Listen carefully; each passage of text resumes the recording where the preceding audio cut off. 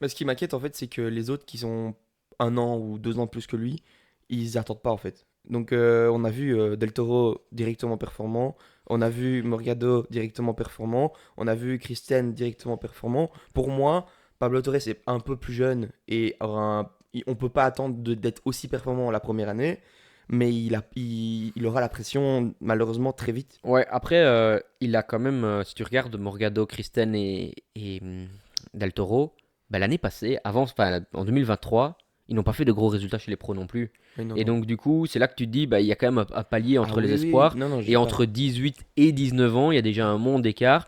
Morgado et les autres vont avoir 20 ans maintenant. Et donc, enfin, tu vois, ça. Ouais, mais il faudra pas attendre 20 ans que pour faire des résultats avec les professionnels, c'est ça que je veux dire.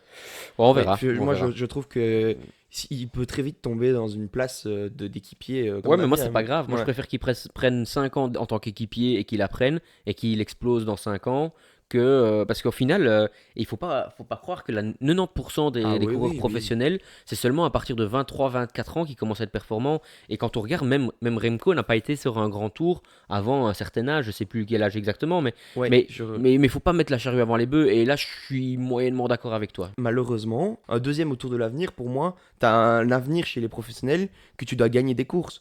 Et si tu te retrouves équipier après 2 ans chez UAE parce que t'as pas pu performer comme il faut chez les professionnels, parce que t'as pas eu la chance comme il faut, etc., la carrière, malheureusement, elle dure que 10 ans, hein, 12 ans. Si t'es déjà 4 ans pro équipier, c'est Ouais, déjà je 4 ans de perdu. sais pas, alors qu'est-ce qu'on pense de Kian Uijtdebroek par exemple, tu vois, dans ces coureurs qui a gagné le Tour de l'Avenir, Lenny Martinez a été aussi très fort chez les espoirs, tous ces coureurs-là, ben, au final, on s'attend à ce qu'ils performent, mais il y a un processus Mais ils ont d'apprentissage. tous performé la première année. Ouais, mais à un moment donné, aujourd'hui, Kian Uijtdebroek, on lui a dit, attention, maintenant, tu vas pas faire de Ouais, grand mais il a tour cette année. performé la première année, donc on lui laisse une chance parce qu'il a performé. S'il n'avait pas performé, qu'il n'avait pas fait une bonne Volta, est-ce qu'il aurait pu avoir sa chance qu'il a maintenant?